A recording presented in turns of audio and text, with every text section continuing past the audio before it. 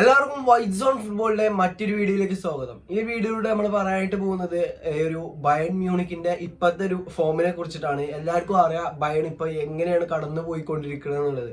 അതായത് ഈ ഒരു ഇതിലുള്ള ആൾക്കാരൊന്നും, അതായത് ഏകദേശം ഒരു 2010 ശേഷം ബയണിന്റെ ഇങ്ങനത്തെ ഒരു അവസ്ഥ ഒരു ഫുട്ബോൾ ഫാൻസിനും ഇങ്ങനെ ഒരു അവസ്ഥ ബയണിന്റെ കാണാൻ കഴിഞ്ഞിട്ടുണ്ടാവില്ല എന്നുള്ളതാണ് എനിക്ക് തോന്നുന്നത്. കാരണം 2010 ചാമ്പ്യൻസ് ലീഗ് ഫൈനലിൽ പോലും ബയണ് എനിക്ക് തോന്നുന്നു ഇന്റർനെറ്റ് ബയണിനാണ് ആ ഒരു ചാമ്പ്യൻസ് ലീഗ് ഫൈനലിൽ പരാജയപ്പെട്ടിട്ടുണ്ടായിരുന്നത്. അതിനുശേഷം ബയണ് 2013 ചാമ്പ്യൻസ് ലീഗ് വിൻ ചെയ്യുന്നതൊക്കെ നമ്മൾ കണ്ടു. ആ 2013 ചാമ്പ്യൻസ് ലീഗ് വിൻ ചെയ്തപ്പോൾ ആ ഒരു സീസൺ തന്നെ എനിക്ക് തോന്നുന്നു ആ ഒരു ബുണ്ടസ് ലീഗ് വിൻ ചെയ്തിട്ടുണ്ട്. അതിനുശേഷം എനിക്ക് തോന്നുന്നു ഈ ഒരു സീസണിലാകും മേ ബി ഇനി ആ ഒരു ബയണ് ബുണ്ടസ് ലീഗ് എന്നുള്ളൊരു സംഭവം താഴത്തേക്ക് വെക്കാൻ പോണത്. അത് ഇത്രയും കാലം അവരുടെ കയ്യിലായിരുന്നു. അപ്പോൾ ഈ ഒരു സീസണിൽ ബയണിന്റെ ഫോം പറയുന്നത് അത്ര നല്ലൊരു ഫോമിലല്ല ബയണ് പോയിക്കൊണ്ടിരിക്കണം എന്നുള്ളതാണ്. പക്ഷെ എനിക്ക് തോന്നുന്നു ബയണ് എല്ലാ സീസണിലും കളിക്കുന്ന ഒരു ഫോമില് ബയൺ ഇപ്പോഴും കളിക്കുന്നുണ്ട്. പക്ഷെ ഈ ഒരു സാബി അലോൺസോന്റെ ലെവർകൂസന് ഒരു മത്സരം പോലും പരാജയപ്പെടാതെയാണ് ബയണിന് ഒരു അടിയായിരിക്കുന്നുണ്ടാകുക എന്നാണ് എനിക്ക് തോന്നുന്നത്. അപ്പോൾ കഴിഞ്ഞ സീസണിലാണെന്നുണ്ടെങ്കിലും ബയൺ ഏകദേശമൊക്കെ ഒരു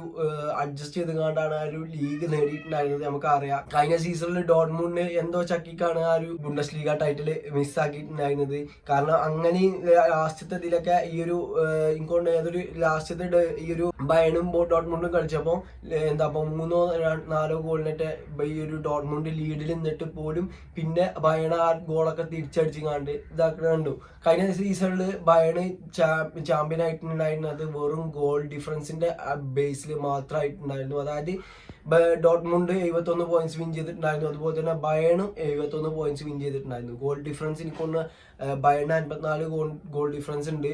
അതുപോലെ തന്നെ ഏകദേശം ഒരു 30-39 ഒറ്റേ ഉള്ളൂ ഈ ഒരു ഡോർട്ട്മുണ്ട്. അതിന്റെ ബേസിൽ മാത്രമാണ് കഴിഞ്ഞ സീസണിൽ ഈ ഒരു ബയണ് ലീഗ് ടൈറ്റിൽ അടിച്ചിട്ടുണ്ടായിരുന്നത്. ഇനിയിപ്പോൾ കഴിഞ്ഞ സീസണിൽ ഏകദേശം ഒരു ഏപ്രിൽ മാസത്തിലൊക്കെയാണ് ഈ ഒരു ബയണ് തുഷേലിനെ നിയമിച്ചിട്ടുണ്ടായിരുന്നത്. അതായത് തുഷേൽ ഇപ്പോഴും ബയണിൽ ഒരു സീസൺ കംപ്ലീറ്റ് ആക്കിയിട്ടില്ല. അപ്പോൾ തുഷേലിനെ വിലയിരുത്താനായിട്ടില്ല എന്നുള്ളതാണ് എനിക്ക് പറയാനുള്ളത്. തുഷേലിന് കുറച്ചും കൂടി ടൈം കൊടുക്കാം മേ ബി. അതിനു മുന്നേ നെഗൽസ്മാനായിരുന്നു ബയണിൽ കാര്യങ്ങളൊക്കെ നോക്കിയിട്ടുണ്ടായിരുന്നത്. നെഗൽസ്മാന് വലിയ രീതിയിൽ കുഴപ്പമില്ലാതെ തന്നെ കാര്യങ്ങളൊക്കെ മുന്നോട്ട് കൊണ്ടുപോയിട്ടുണ്ടായിരുന്നതാണ് എൻ്റെ ഒരു അഭിപ്രായത്തിൽ തോന്നുന്നത്. കാരണം ആ ഒരു നെഗൽസ്മാനെ സാക്ക് ചെയ്യേണ്ട ഒരു ആവശ്യം ബയണിനെ സംബന്ധിച്ചിടത്തോളം കഴിഞ്ഞ സീസണിൽ ഇല്ലായിരുന്നു. പക്ഷെ എന്തുകൊണ്ട് ബയൺ അങ്ങനത്തെ ഒരു ഡിസിഷൻ എടുത്തു, നെഗൽസ്മാനെ സാക്ക് ചെയ്തു, തുഷേലിനെ ഇങ്ങോട്ട് കൊടുന്നു. ഇനി തുഷേലിന്റെ കാര്യം പറയുകയാണെന്നുണ്ടെങ്കിൽ എനിക്ക് തോന്നുന്നു തുഷേൽ അവിടെ ഹിറ്റാക്കാൻ ചാൻസ് ഇല്ല എന്നുള്ളതാണ്. മേ ബി എനിക്ക് എൻ്റെ ഒരു ഒപ്പീനിയൻ പറയുകയാണെന്നുണ്ടെങ്കിൽ ഈ സീസണോട് കൂടി തുഷേൽ എന്തായാലും ബയണ് വിടുന്നുള്ള തന്നെയാണ്. ബയണ് വിട്ടുങ്ങാണ്ട് മേ ബി ലിവർപൂളിലൊക്കെ ഇത് ജോയിൻ ചെയ്യാൻ നെഗൽസ്മാന് തുഷേൽ എന്നൊക്കെ ആയിരിക്കും ലിവർപൂളിന്റെ കാൻഡിഡേറ്റ്സ് എന്നാണ് എനിക്ക് തോന്നുന്നത്. ആ ഒരു മാനേജറിലേക്ക് ബയൺ എന്ത് ചെയ്യുമെന്ന് ചോദിക്കുകയാണെന്നുണ്ടെങ്കിൽ ആസ് യൂഷ്വൽ ബയൺ എന്താ ചെയ്യല്, ആ ഒരു ബുണ്ടസ് ലീഗിൽ ഏറ്റവും നന്നായി കളിക്കുന്ന പ്ലേയേഴ്സിനെ ബയൺ എടുക്കും, ഏറ്റവും നന്നായി കോച്ചിങ് ചെയ്യുന്ന മാനേജറെ ആ ഒരു ബയൺ കൊണ്ടുവരും, അതന്നെ ചെയ്യും. അടുത്ത സീസണിൽ സാബി അലോൺസോനെ ബയൺ കൊണ്ടുവരാനായിട്ട് ശ്രമിക്കുന്നതാണ് എൻ്റെ ഒരു ഒപ്പീനിയൻ. ഇനിയിപ്പോൾ ചാമ്പ്യൻസ് ലീഗിലേക്ക് വരികയാണെന്നുണ്ടെങ്കിൽ ഇപ്പൊ ലാസ്റ്റ് 2 മത്സരം ബയണ്ട് നോക്കുകയാണെന്നുണ്ടെങ്കിൽ 2 തോൽവിയാണ്. ഒന്ന് ബുണ്ടസ് ലീഗിൽ മറ്റേ ലെവർകൂസനായിട്ട് 3-0 എന്നുള്ള വമ്പൻ പരാജയമാണ്.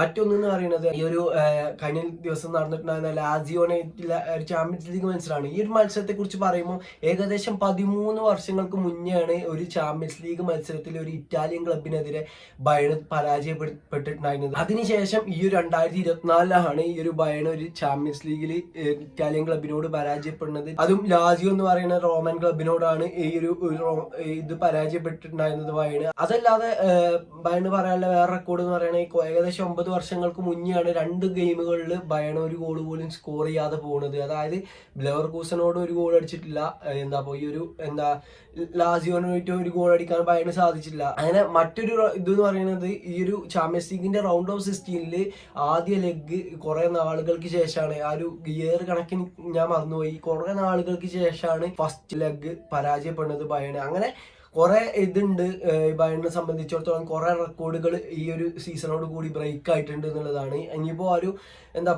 ഇപ്പൊ കുറെ കാലം ഏകദേശം 9-10 കൺസിക്യൂട്ടീവ് ബുണ്ടസ് ലീഗ വിന്നേഴ്സ് ആണ്. അതും ഈ ഏകദേശം ഈ ഒരു സീസണിൽ ബ്രേക്ക് ആകുന്നുള്ള അവസ്ഥയിലാണ് ബയണിന്റെ അവസ്ഥ കിടക്കുന്നത്. അപ്പോൾ ഏകദേശം 5 പോയിന്റ്സിന്റെ ലീഡ് ബയർ ലെവർകൂസൻ ഉണ്ട്. ബയർ ലെവർകൂസന്റെ ഇപ്പോഴത്തെ ഫോം വെച്ച് നോക്കുമ്പോൾ എനിക്ക് തോന്നുന്നില്ല അത് ആ ഒരു പോയിന്റ്സ് ഡ്രോപ്പ് ആക്കാൻ ചാൻസ് ഉണ്ട് എന്നുള്ളത് എനിക്ക് തോന്നുന്നില്ല. ഇനിയിപ്പോ ഒരു മത്സരം പരാജയപ്പെട്ടാലും പരാജയപ്പെട്ടിട്ടില്ല ഇതുവരെ ഏറ്റവും ആൾ കോമ്പറ്റീഷനിൽ ലെവർകൂസൻ. അപ്പോൾ ബയന്റെ ഈ ഒരു സീസണത്തെ ഹോപ്പ് എന്ന് പറയുന്നുണ്ടെങ്കിൽ ചാമ്പ്യൻസ് ലീഗ് മാത്രമാണ്. കാരണം അത് ഞാൻ പറയാൻ കാരണം എന്ന് പറയുന്നുണ്ടെങ്കിൽ അലയൻസ് അറീനയിലാണ് ഇനി കളി വരാൻ പോകുന്നത്. ലാസിയോനായിട്ടാണ് ഒരു ഗോളിന്റെ ഡിഫറൻസേ ഉള്ളൂ. ഒരു ഗോള് അതിന് തിരിച്ചടിക്കുന്നതാണ് എനിക്ക് തോന്നുന്നത്. ഒരു 2-0 എന്നുള്ളതിൽ എന്താ അലയൻസ് അറീനയിൽ വിൻ ചെയ്ത് കണ്ട് 2-1 എന്നുള്ള അഗ്രിഗേറ്റിൽ ബയൺ കയറി പോകാൻ ചാൻസ് ഉണ്ട് എന്നുള്ളതാണ് എനിക്ക് തോന്നുന്നത്.